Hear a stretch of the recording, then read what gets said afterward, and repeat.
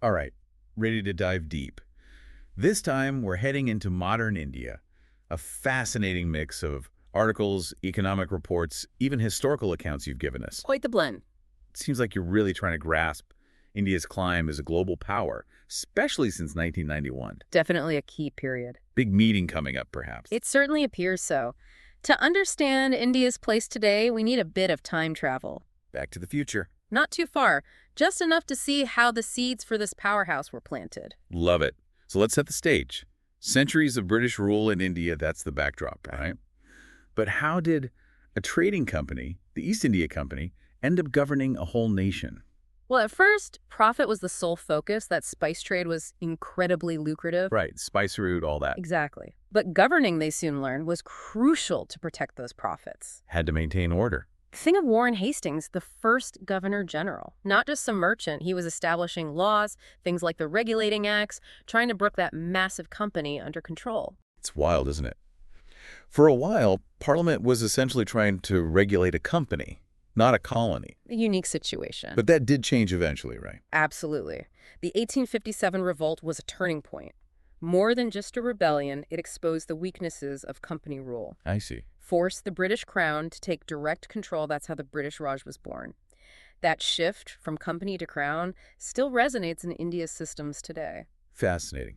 Okay, so the Raj sets the stage for modern India. But the road to independence wasn't exactly smooth sailing, was it?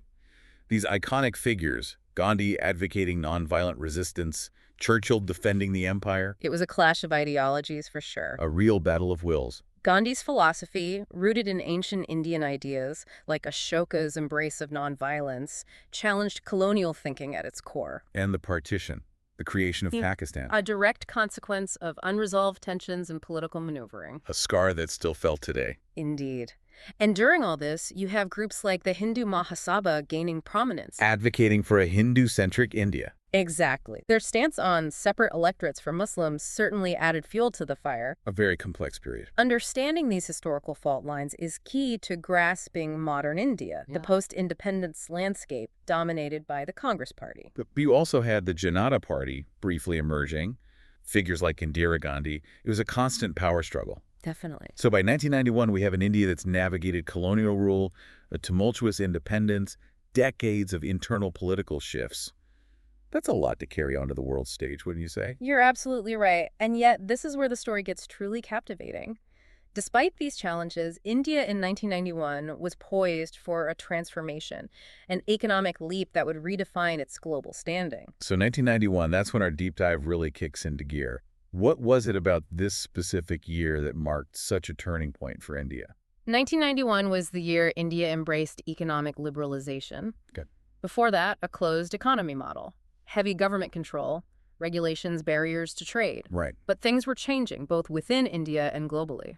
What kind of changes? What prompted this shift towards liberalization? Well, for one, India was facing a balance of payments crisis, running out of foreign exchange reserves. The government had to act.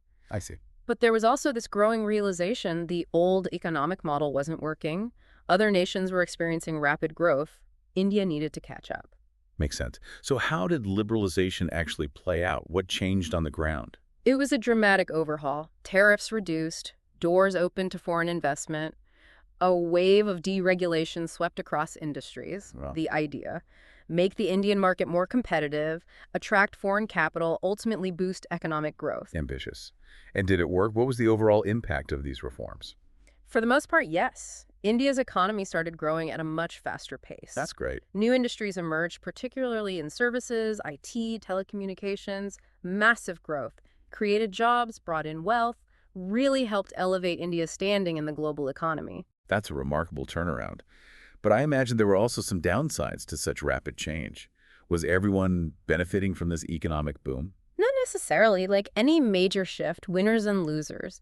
Some industries struggled to adapt to the new competition. Right. And concerns about rising inequality. The benefits of growth weren't always distributed evenly. Makes sense. So you have this economic engine revving up, but how did that translate into India's position on the world stage? That's where it gets really interesting. India started asserting itself more in international affairs. Okay. We see them becoming more active in multilateral organizations, pushing for reforms, shaping global agendas. Their diplomatic strategies become more sophisticated. Their economic clout starts translating into real influence. Well, I remember reading about India's Look East policy. Was that around this time? Exactly right. The Look East policy was all about strengthening ties with Southeast Asian countries. Strategic positioning, building alliances and partnerships, and not just Southeast Asia, India started forging stronger relationships with countries in Africa, the Middle East, even Latin America. Their global footprint expanding rapidly. It sounds like a carefully orchestrated strategy, leveraging economic power to build influence and forge new alliances. But I imagine India's internal politics also played a role in shaping their global approach. Absolutely. India's domestic politics are never far from the surface, even in international dealings. And one of the most significant developments we've seen in recent decades is the rise of Hindu nationalism, Right. particularly the Bharatiya Janata Party, or BJP. Yeah. The BJP. They've become a dominant force in Indian politics. How has their ideology shaped India's foreign policy? Well, there's definitely a greater emphasis on projecting India's Hindu identity, on celebrating its ancient cultural heritage. Interesting. This is evident in their cultural diplomacy, promoting things like yoga and Ayurveda. We also see it in their approach to certain international issues. Can you give us an example?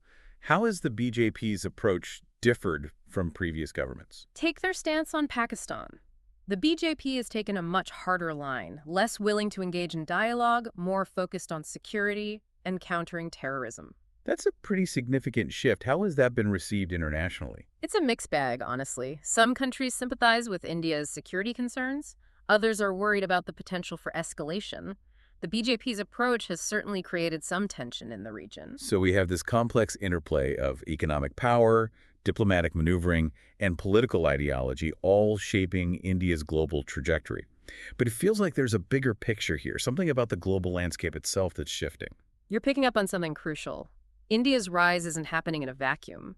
We're seeing a resurgence of nationalism globally, a reaction to globalization, economic uncertainty, anxieties about cultural identity. This trend is reshaping the entire geopolitical landscape. So India's not alone in this. They're part of a larger global wave. Exactly. And this wave of nationalism is creating new alliances, new conflicts. It's a very dynamic and, frankly, unpredictable world that India is trying to navigate. Okay, let's take a step back. We've covered a lot of ground here, from economic liberalization to the rise of the BJP, all within this larger context of global shifts.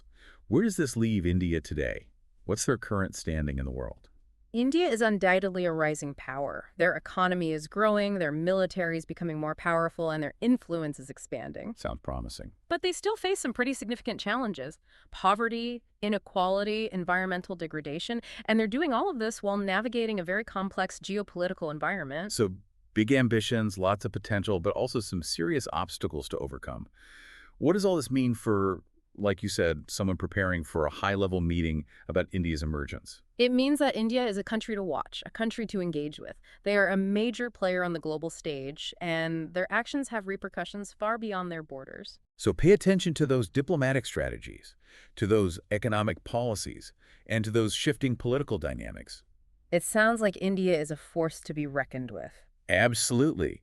Their story is still unfolding, a story of resilience, transformation, and a nation striving to find its place in a rapidly changing world. And that's what makes it so fascinating to study. That's a great point.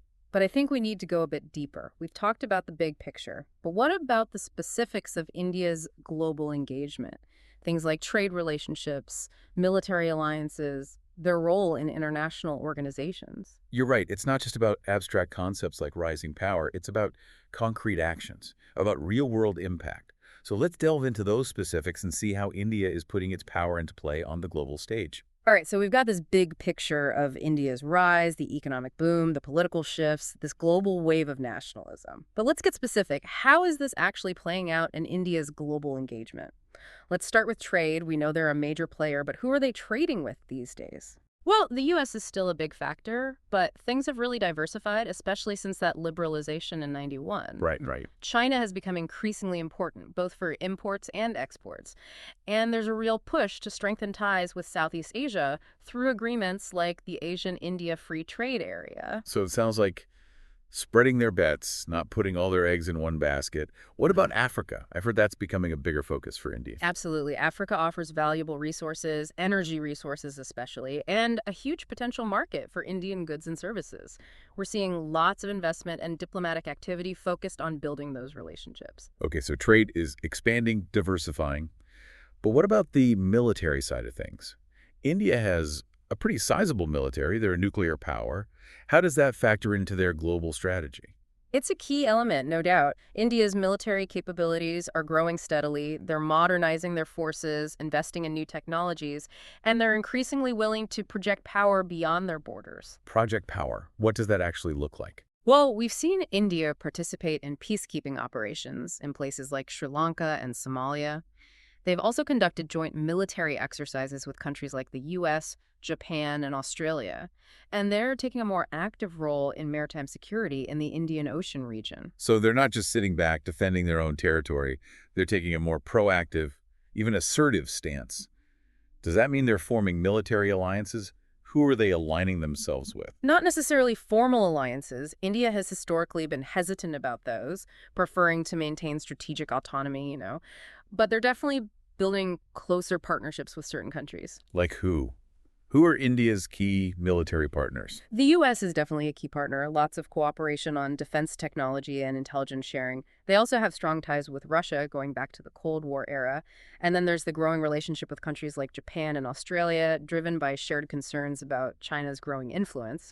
So it's a complex web of relationships, shifting and evolving with the geopolitical winds. What about their involvement in international organizations, the UN, the G20, the BRICS group? How is India using those platforms?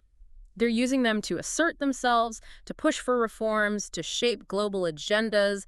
They've been vocal about wanting a permanent seat on the UN Security Council, reflecting their growing economic and military clout. And they're active in organizations like the World Trade Organization, pushing for fairer trade rules. It sounds like they're not content to just sit on the sidelines. They're actively trying to shape the global order to better reflect their interests.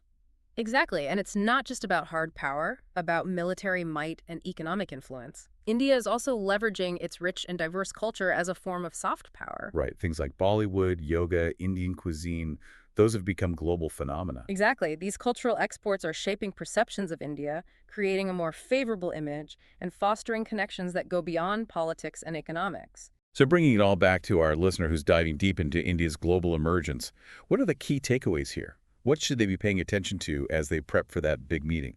Well, first and foremost, don't underestimate India. They're ambitious, they're assertive, and they're not afraid to challenge the status quo. They're a major player on the world stage, and their actions have real consequences.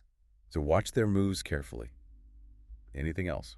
Keep a close eye on domestic politics because those internal dynamics will inevitably shape their foreign policy. The rise of Hindu nationalism under the BJP is a significant development that's influencing how India engages with the world. So ideology matters. It's not just about pragmatism and national interest. What else should our listener be aware of? Focus on their economic growth. That economic power is translating into greater influence on the global stage. They're using it to forge new partnerships, secure resources, expand their footprint. So track those trade deals, investments, infrastructure projects, all signs of India's growing influence. Any final thoughts? Don't forget about the power of India's culture. That soft power is a real asset, shaping global perceptions and building bridges. It's a reminder that India's story isn't just about power and politics. It's also a story of vibrant culture, ancient wisdom, a unique perspective on the world. That's a great point. It's about understanding India in all its complexity. So for our listener, as you delve into the details of India's global emergence, remember to look beyond the headlines, consider the cultural nuances, and never underestimate the power of this rising giant. Well said. India's story is still being written, and it's a story worth paying attention to. This has been The Deep Dive, and we've just scratched the surface of India's fascinating journey, but hopefully we've given you some valuable insights to take with you. Thanks for joining us, and keep diving deep into the world around you.